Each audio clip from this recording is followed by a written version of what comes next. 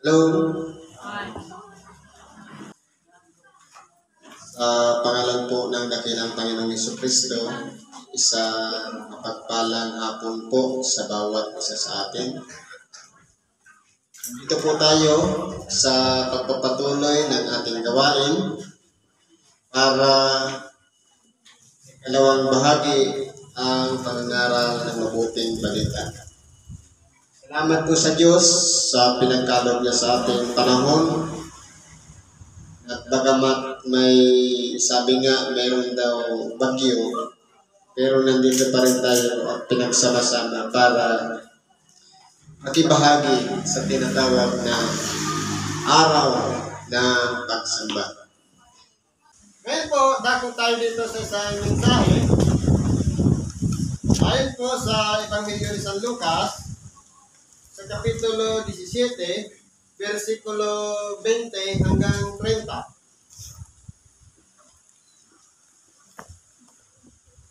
At palibasay tinanong siya ng mga Pariseo kung kailan darating ang kaharian ng Diyos, ay sinagot niya sila at sinabi, ang kaharian ng Diyos ay hindi paririto na mapagkikita.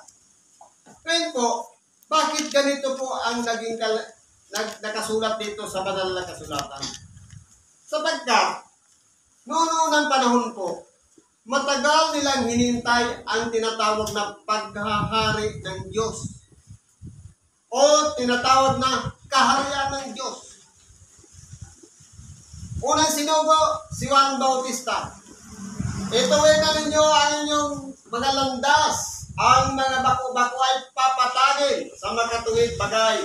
Lahat ng mga bako-bakong gawain, lahat ng mga sasamang hangarin, lahat ng mga bagay na nagpahiwalay sa Diyos, kinakailangan ayusin sa pamamagitan ng paglilinis ng kalooban sa makatuwid bagay ang pagtanggap ng bautismo.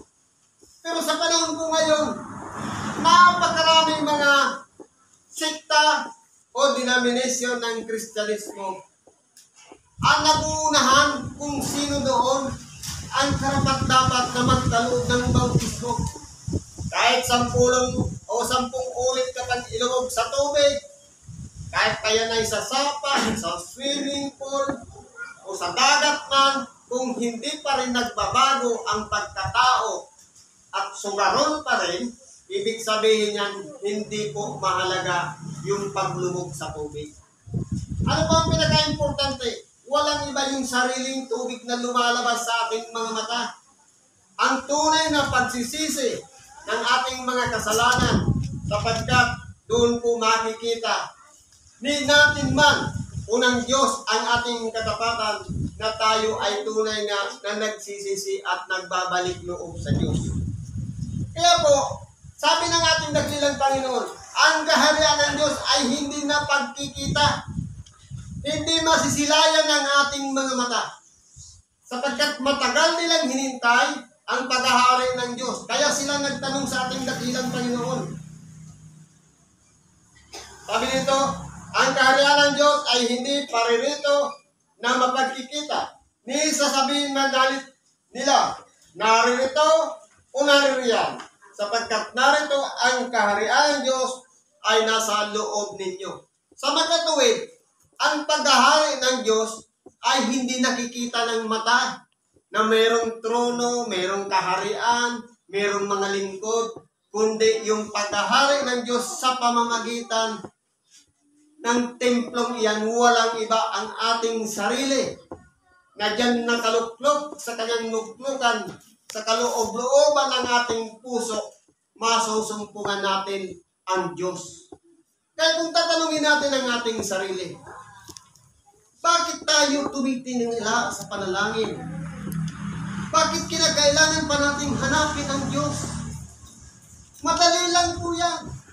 Kung nananalangin tayo ng taimtim sa Diyos, sa pamamagitan ng pagpikit natin ng ating mga mata, at damahin natin sa ating sarili na nandyan siya sa ating kaloob-looban na kaluklok, hindi po malayo ang Diyos. Hindi po siya nakikita. Nararamdaman ng bawat isa sa atin kung tayo'y karapat-dapat na manahan si Kristo sa ating mga puso. Kaya po hindi malayo ang Diyos. Hindi maaaring hanapin mo kahit sa kang templo pumunta para manalangin kapag nararamdaman natin sa ating kaloob-looban na pinagaharian tayo ng Diyos, nandyan ang mga bunga niyan, ang pag-ibig sa kapwa, ang pag-ibig sa kaaway. Hindi na tayo nagtatangi, mahabagin na tayo, maawain, maunawain lahat ng mga bagay na bunga ng Espiritu. Kapag nagahari na sa atin ang Diyos sa ating mga buhay, hindi na po natin kinakailangan ng templo, hindi na natin kailangan ng mga simbahan para manalangin, sapagkat pakikinggan po tayo ng Diyos, sapagkat nandidiyan siya sa ating mga puso. Sabi nga, malaki ang nagagawa ng pananalangin ng isang taong matuwid.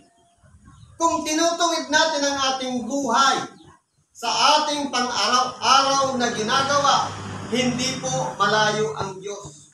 Marahil, bakit nagtatanong tayo? Sabi, kung nagkukulang ka nga ng karunungan ng sino man sa inyo, humingi sa Diyos. Pero damahin muna natin ang presensya ng Diyos sa ating kaloob-looban. Kapag humingi tayo, ipagkakaloob yan, sapagkat naririyan nga siya sa ating kalooban. Bakit? Hindi na kailangan na humingi pa tayo sa iba-ibang pamamaraan. Na kinakailangan pa natin ng rekomendasyon ng iba. Yung pagpapatawad natin, kinakailangan man may isang taong mamagitan para tayo patawarin. Sa kaloob-looban lang natin. Basta ang ating pagsamot, dalangin na babanggit natin ang pangalan ni Kristo, pakikinggan po tayo ng Diyos sapagkat siya ay nandidiyan na sa ating kalooban. Pero kung tayo po dito sa ibabaw ng sanglibutan ay dahil nga nasanay tayo sa pamamaraan na hindi natin ginagawa ang ayon sa dapat na pamamaraan ng pananalangin. Minsan pupunta pa tayo doon sa mga kinakailangang luhuran, kinakailangang pag-alayan ng mga panalangin. Parang lumalabas tuloy, bumabalik tayo na parang nakapakalayo ng Diyos at hindi natin masumpungan. Pero kung naramdaman natin sa ating kalooban na siya'y naghahari sa ating mga puso, tunay nga po mararamdaman natin ang pagkalinga ng Diyos at mararamdaman natin na naririyan lang pala siya sa ating kalooban at hindi na maaaring hanapin ang kanyang presensya sa bawat isa sa atin. Sabi po dito ng ating dakilang Panginoon sa 1:14-23. Sumagot si Jesus at sinabi sa kanya, kung ang sino man ay umiibig sa akin. Proseso po yun. Si Kristo, kinakailangan ibigin natin. Kung ang sino man ay umiibig sa akin, ay kanyang tutuparin ang aking salita. Ibig sabihin, lahat ng sinabi ng ating dakilang Panginoon, kapag yan ay tinutupad natin, iniibig natin si Kristo. Pero kung yan ay nilalabag natin, hindi natin iniibig si Kristo. Sa makatuwid tayo yung masuwagin. Ngayon, dahil iniibig natin si Kristo, ginagawa na natin yung kanyang mga kautusan, tinutupad natin. Ano sabi dito? Kapag tinupad na natin ang kanyang mga salita, at siya'y iibigin ng aking Ama. Sa makatuwid, kalulugdan tayo ng Ama. Dahil sinunod natin yung proseso, inibig natin si Kristo, sinunod natin o tinupad natin ang kanyang mga utos, iibigin tayo ng Ama. At kami pasa sa Kanya. Papasok na siya sa ating puso. At siya'y gagawin naming aming tahanan. Yan ang proseso para maramdaman natin yung pag-ibig. Para maramdaman natin yung kaligtasan na ipinagkaloob sa atin. tanggapin lang natin si Kristo at sundin ang kanyang mga utos o kaya tuparin. Kalulugdan na tayo ng Ama at silang dalawa papasok sa ating kalooban. 1:14-23. Basahin natin ang malinaw yan. Pag-aralan natin, yan lang ang posisyon. Pagtanggap, pagsuko ng ating sarili, at ang kalugdan tayo ng Ama, at tayo'y patawarin ng ating mga kasalanan. Ito na po yung proseso na kinakailangan manahan na siya sa ating puso. Siya na ang maghahari. Sa magkatuwid, ang pag-ahari ng Diyos ay hindi po napagkikita. Hindi sa pamamagitan ng mata makikita natin na pinag-aharian tayo, kundi nararamdaman ng bawat isa sa atin sa pamamagitan ng ating puso kung siya'y nandiyan na, nakapasok na sa pamamagitan ng ating pagsuko, sa pamamagitan ng ating pagsunod sa kanyang kalooban. Kaya po tayo ay handa ng magpasakop sa Diyos. Pero kung tayo po, kilala natin si Kristo, hindi natin sinusunod ang kanyang utos, baka dumating ang panahon sa pagbabalik niya, hindi kita kilala. Kayong manggagawa ng mga katampalasan. Sa makatuwid, ang pamantayan naman ng pagkakaila ni Kristo sa atin, kung tayo'y gumagawa, salungat doon sa kanyang kautusan, na dapat sana yun ang tinutupad natin, kundi may sarili tayong mga gawa na hindi umaayon doon sa utos sana ni Kristo na yun dapat ang ginagawa natin. Kaya, kung titingnan po natin, kahit tayo'y araw-araw na nanalangin, kahit tayo'y araw-araw na nagsisimba, kung yan lahat ay paimbabaw o pakitang tao lamang, kahit maghapon pa tayong nakasuot na puting damit, subalit nanluluko naman tayo sa ating kapwa, nandadaya tayo sa ating kapwa, hindi tayo marunong mahabag, hindi tayo marunong maawa para sa kanila, kinapupuutan natin ang ating kapwa, magiging katulad lang tayo ng mga Parisiyo na mga mapagpaibabaw, panlabas lamang ang pagpapakitang kabanalan, pero sa kalooban ay para namang aso o kaya liyong umuungal na naghahanap ng mga masisila. Kaya kung titingnan po natin, sa buhay natin dito sa ibabaw ng sanglibutan, minsan lang natin tinanggap ang pagpapatawad ng Diyos. At pag-ingatan natin yun ng buong puso na huwag tayong mailigaw ni numan. Sapagkat ang kaligtasan ay minsan lamang dumating sa atin. At ang pagkatapos doon ay ang paghuhukom. Kaya po, mula sa kawalan, tayo'y makasalanan, nagsisi at nagbalik loob sa Diyos, at tayo'y pinatawad. Ingatan natin yan sa bawat araw ng ating ginagawa. Huwag nating pighatian ng ang Espiritu Santo na nandiyan sa ating kalooban. Na kung may tao na may makita tayo na dapat kahabagan natin. Kung meron tayo na nagkakamali, ituwid natin. Sapagkat yun ang pamamaraan na ang Espiritu Santo na nanahan sa ating mga sarili ay gumagawa sa pamamagitan ng ating mga katawan. Kasama rin ng ating Espiritu. Na yan din ang magtuturo upang sa ganon, gawin na natin ang mabuti, papunta na tayo sa kasakdalan. Yan lang po ang posisyon niyan. Ano pang sabi dito? At sinabi niya sa mga alagad, darating ang mga araw na hangarin ninyong makita ang isa sa mga araw ng anak ng tao at hindi ninyo makikita. At sasabihin nila sa iyo, naririyan o naririto, huwag kayong magsiparoon, di magsusunod man sa kanila. Sapagkat gaya ng kidlat na pagkakislap buhat sa isang panig ng silong ng langit, ay nagliliwanag hanggang sa kabilang panig ng silong ng langit. Gayon din naman ang anak ng tao sa kanyang kaarawan. Kaya kung titingnan po natin, ang kalagayan ng langit, nasa ibabaw lang natin.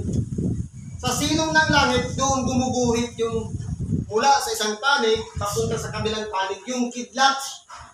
Ibig sabihin, sabi nga doon sa isang scientist, tayo ay nasa loob ng isang closed system na hindi dapat tayo maniwala doon sa mga sinasabi na ikangay nakakalabas tayo ng ibang mga space o ibang kalagayan. Kung pag-aaralan natin doon sa paglikha ng sanlibutan at inihiwalay o nagkaroon ng kalawakan sa gitna ng mga tubig. Ibig sabihin, trono ng Diyos, ito yung tubig na pinaka-boundary, ito yung kapatagan na nandoon ang mga tao nakatira. Nandoon yung tubig. At pagkatapos nandoon naman yung mga tanglaw sa langit, yung mga bituin, at mga araw, at buwan nandoon naman, umiikot sa makatuwid, nasa silong lang sila ng langit. Yan pala yung tinuturo sa atin na merong Mercury, Venus, Mars, yung pala ay mga tanglaw lang sa ilalim ng langit. Nakatulad din ng mga bituin na nagliliwanag. Sa makatuwid, nalil lang tayo ng aral. Bakit po? Kung naniniwala tayo na ang tao, nagmula sa unang tao, si Adan at Eva, sa Diyos tayo dapat manalig sa pamamagitan ng kanyang mga kasulatan. Kung naniniwala tayo ang tao galing sa unggoy, doon tayo sa science maniwala. Patay ba tayo lolo natin unggoy? Siguro naman hindi. Kung nananampalataya tayo, nalikha tayo mismo ng Diyos sa makatuwid, itong banal na kasulatan ng ating pagbabatayan ng ating pananalig. At hindi yung mga katha ng mga kaisipan ng mga tao na pagkaminsan ay niloloko tayo sa pamamagitan ng kanilang mga pagpapahayag. Na kunyari, ikaw may mga dokumento pa na nagpapatunay, pero yan ay mga kabulaanan. Sapagkat ang ginagawa po ni Satanas na kalaban ng Diyos ang linlangin ang tao. Udayain ng tao. Napakarami po ngayon katulad ng mga magic na nangyayari sa ilalim ng itong sa ibabaw nitong sanglibutan para madaya lang ang ating mga mata. Kaya naman, dahil nagtatagumpay na yung mga pandaraya sa atin, ginagamit na naman ang isang yung cellphone. Open lahat yan para sa lahat. Pwede kang mag-share ng Bible, teaching, mga Bible verse. Pwede mo rin gamitin yan kapag galit ka sa kapwa mo, i-post mo. Kaya, nasa atin po ang paggawa. Pipiliin natin yung mga bagay na kung paano pinaghaharian tayo ni Kristo sa ating kaloob-looban. Pinaghaharian tayo ng Diyos sa ating mga puso. Dapat ang gawin natin kung ano ang ninanasa ng nasa kaloob-looban ng ating puso. At hindi ito. Sapagkat ito, pararangalan mo lalo ang iyong pangalan. Pasisikatin mo yung iyong pangalan. Sabi nga, hindi na tayo yung dating pagkatao, kundi kasama ng napako yung dati nating pagkatao doon sa cross. At isa na tayong bagong nilalang. Sa makatuwid, ang pangalan natin, hindi na yung dating sugarol, hindi na yung dating magsasabong, hindi na yung dating madaya, kundi isa na tayong bagong nilalang na may katapatan, mahabagin, maawain sa kapwa na sumusunod na sa kalooban ng Diyos. Kaya po, kung ang pamantayan natin dito sa ibabaw ng sanglibutan, ang sumunod lamang at hindi tayo masuwayin sa kalooban ni Kristo o sa kanyang mga kautusan, wala pong duda na hindi po tayo ahatulan para mapunta tayo doon sa dagat-dagatan apon. Sapagkat, tunay nga po, may kasiguraduhan ang ating mga kaluluwa. Ano pang sabi dito? Sapagkat, Gaya ng kidlat, ang pagkislap buhat sa isang panig ng silong ng langit ay nagliliwanag hanggang sa kabilang panig ng silong ng langit. Gayon din naman ang anak ng tao sa kanyang kaarawan. Ibig sabihin, ganon po kadakila ang anak ng tao sa kanyang pagbabalik. Na kumbaga, katulad ng simbilis ng kislap ng kidlat, ganon po kabilis. Meron pa ng sinasabi niyan, speed of light. Na kung gaano daw kabilis, natakpan, nandun agad yung sikat, yung liwanag nakakarating doon. Mas mabilis pa po doon. Sapagkat, sino ba naman ang mas bibilis pa doon mismo sa kasama na ng lumikha na naging inspirasyon ng Diyos, si Kristo, na bago pa man nailagay ang mga pundasyon ng sanlibutan, bago pa man nagkaroon ng liwanag, naroon na siya sa piling ng Diyos.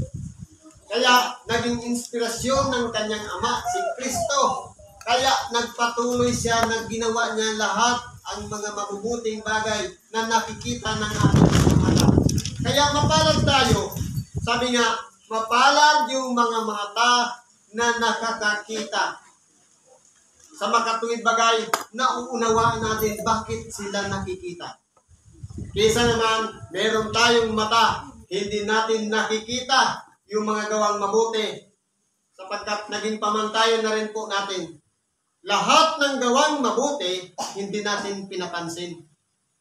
Pero isang bagay lang na ginawa ng ating kapwa, pansin lahat yan. Yan po ang pagkakamali na dapat hindi natin ginagawa. Yung kapurihan, yung mga magagandang ginawa ng ating kapwa, isipin din natin. Huwag yung puro komentaryo. Huwag yung puro sita. Sapagkat dinadala na po tayo yun sa kapahamakan sa pamamagitan ng mga pagkakamaling ginagawa natin. Kaya po, pag-ingatan din natin ang ating sarili sa mga bagay na yun. Simple lang po yan. Yung lahat ng ginawang mali ng ating kapatid, hindi napansin. Pero, nung dinaya lang tayo, minsan lang ginawa, natakpan na lahat. Dapat po, unawain natin sa ating kalagayan na tayo ay tao lamang na nagkakamali. Kinakailangan maghingian tayo ng kapatawaran at mga patawaran din naman. Sapagkat sayang yung ating mga panalangin na hinihiling natin na patawarin mo ako ng aking mga kasalanan. Gaya ko naman. Hindi nga tayo nagpapatawad. Paano tayo patatawarin? Sa makatuwid, una tayo magkakaloob ng pagpapatawad. Sapagkat ididepende sa ginagawa nating pagpapatawad, ang pagpapatawad din ng Diyos sa atin. Patawarin mo kami ng aming mga kasalanan, gaya naman namin na nagpapatawad sa mga may sala sa amin. Ang tanong, nagpapatawad ba tayo? Kung hindi tayo nagpapatawad, hindi rin tayo patatawarin. Kahit dumipad-dipad pa tayo dyan, may paluhod-luhod pa, may paiyak-iyak pa. Simple lang naman ang pagpatawad. Ang proseso ng pagpatawad, kalimutan na yung ginawa na pagkakamali ng ating kapwa sa atin. I-disregard na lahat yun. Pero kung halimbawa, pinatawad ko na ika nga, pero lumipas ang 10 taon na alala, pinalikan na naman, hindi po pagpapatawad yun, kalukuhan po yun. Ang tunay na nagpatawad, hindi na inaalala pa o alalahanin pa ang mga pagkakamali. Kumbaga, tapos na. Bago na naman. Pero kung yung matagal na panahon dumana yung isang 10 taon, 15 taon, pagkatapos babalik-balikan, kasi nungalingan po yun na nagpatawad na. Sa bibig lang po yun nagpatawad. Pero sa kaloob-looban, hindi pa. Kaya kung sabi po dito, dapat kailangan muna siyang magbata ng maraming bagay at itakwil ng lahing ito. At kung paano ang nangyari sa mga kaarawan ni Noe, ay gayon din naman ang mangyayari sa mga kaarawan ng anak ng tao. Sila'y nagsisikain, sila'y nagsisiinom, sila'y nanganag-aasawa, at sila'y pinapag-aasawa, hanggang sa araw na pumasok sa daong si Noe. At dumating ang paggunaw at nilipol silang lahat. Ngayon kung titingnan natin, tama yung sinabi ng ating kapatid kanina. Doon sa Ecclesiastes 1:9. Walang bago sa ilalim ng araw. Tama po. Ibig sabihin, ang mga pangyayari sa sanglibutan sa ilalim ng araw, paulit-ulit lang. Bumabalik lang ang kwento. Kung panahon noon ni Noe, na sinuko ng Diyos si Noe para magsisi ang tao ng kanilang mga kasalanan. Dahil nga, ang mga anak ng Diyos sa makatuwid bagay, yung mga anghel ng Diyos na nagsisuway sa Diyos at inihulog dito sa ibabaw ng lupa at nagsipag-asawa sila ng mga babae o mga anak ng tao sa makatuwid bagay, likha ng Diyos mula sa alabok. Kumbaga, mula sa espiritong kalagayan ng asawa ng isang may katawang lupa. Nung sila po ay nanganak, ang ipinanganak nila mga malalaking tao, yung mga higante. Kaya, nung wala na silang maipakain, mga puno, pinagkakain na, pati mga tao, pinirwisyo na ang buong sanglibutan. Kaya ngayon, yung mga tao na hindi naman mga nipiling o mga higante, pinagsisi ngayon ni Noe sa pamamagitan ng kanyang pangangaral. Nagbigay pa ng tanda ang Diyos na kapag ikaga yung bato o pintuan na yon, magkulay dugo. Na anong ginawa ng tao? Nagpatay pa sila ng hayop. Yung dugo, ipinahid pa doon. Kaya, anong nangyari? Iyon ang tanda. Hindi naman Diyos siyang gagawa doon ng dugo. Kundi, meron tao na gagawa doon. Nung malagyan na ng dugo, noon na nag-umpisa na 40 araw at 40 gabing umulan. Ibig sabihin, yung tubig sa kalangitan na nagiging hangganan lamang ang tao na doon lang. Kaya kung titingnan natin, kapag nagpapalipad ng spaceship, kaganon lang naman yun. Ibig sabihin, hindi naman talaga yung nakakalabas. Bumabangga siya sa tubig. Ibig sabihin, may tubig siya dyan. At may tubig dito. Yung tubig sa taas, parang bumaba lang naman. Lumutang lahat. Dahil nga, pinagtatawanan nila ang ginawa ni Noe na nangangaral siya ng pagsisisi. Pagkatapos, pinalalagay nilang nasisiraan ng ulo dahil sino ba naman ang sasakyang dagat itatayo doon sa bundok. Pinagtawanan nila. Kaya nangyari, akala nila hindi magagawa ng Diyos na pataasin ng tubig. Kaya po, nung dumating na ang tao ay balisang-balisa sa mga gawain, at pagkatapos dumating yung paghuhukom sa pamamagitan ng pagtataas ng tubig o dilubyo universal o pagbunaw, sila kung lahat ay nalipol maliban sa 8 kaluluwa. Si Sem, si Cam, si Japet, yung 3 anak ni Noe at yung mga kani-kanilang asawa. Kaya 8 kaluluwa lang ang naligtas sa pamamagitan ng tubig. Gayon din naman kung paano ang nangyari sa mga kaarawan ni Lot. Sila ay nagsisikay at nagsisinom, sila ay nagsisibili, sila ay nangagbibili, sila ay nangagtatanim, gayon sila ay nangagtatayo ng bahay. Kapag katapwat ng araw na umalis sa Sodoma si Lot, ay umulan mula sa langit ng apoy at asupre, at nilipol silang lahat. Gayon din naman ang mangyayari sa mga araw ng anak ng tao ay mahayag.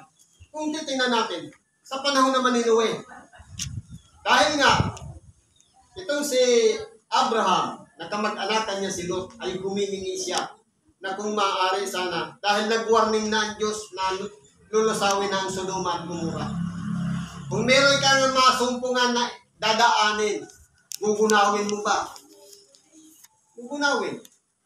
Kung merong masumpungan sasampuin, gugunawin mo ba? Inong masumpungan na lahi na lang talaga ni Lot ang natira. Ngayon, binigyan ng warning si Lot na lisanin na yung Sodoma sapagkat uulan na ng apoy at asupre.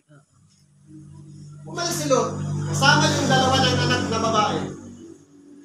Pero yung asawa, dahil inisip niya yung mga bagay na siguro kanilang pinundar o bahay nila, lumingon siya at siya'y naging haliging asin.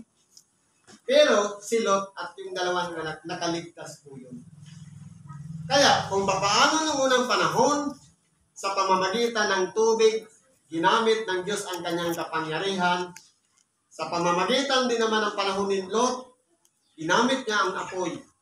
Sa pagbabalik kaya ng anak ng tao, ano ang kanyang gagamitin?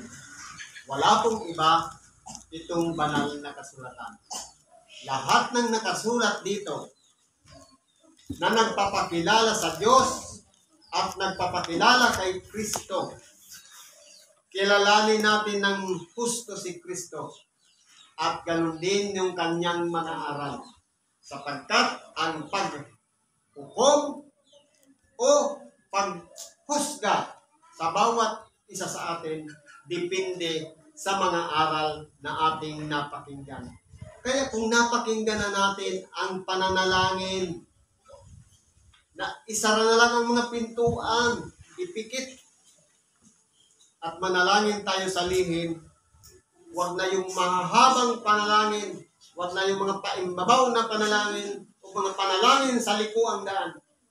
Kung nauunawaan na natin yon, kapag tayo'y nagkamali doon tayo hahatulan.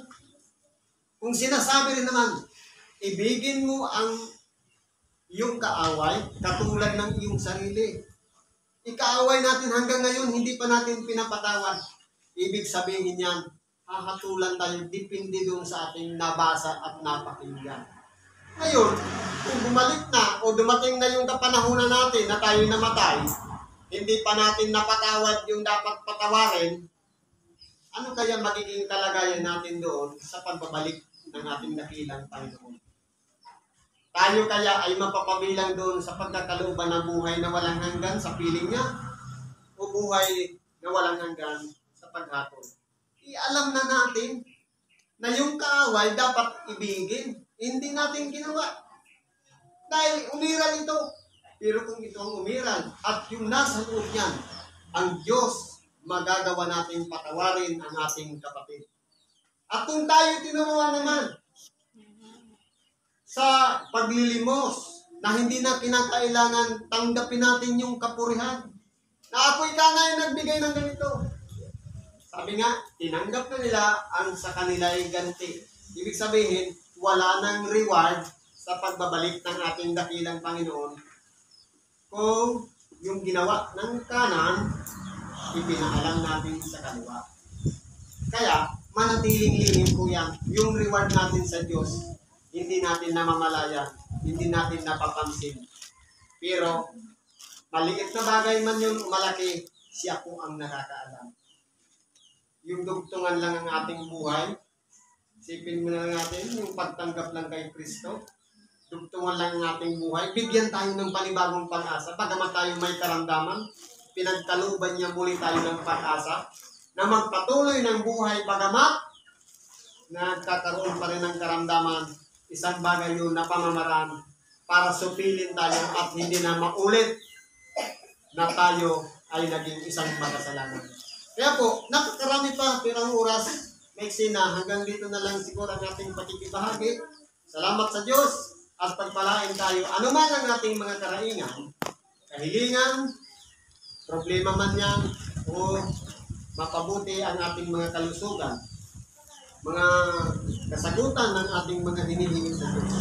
Unang-una po, hanapin muna natin siya sa ating puso. Kapag nasumpungan natin ang lahat ng ating mga hiningi, ay bonus na lang o pawang idaragdag sa iyo. Sa makatuwid, hanapin muna natin siya dito. Lahat ng hinihingi natin ipagkakalagdag sa atin. Salamat at mapagpalang hapon sa bawat isa.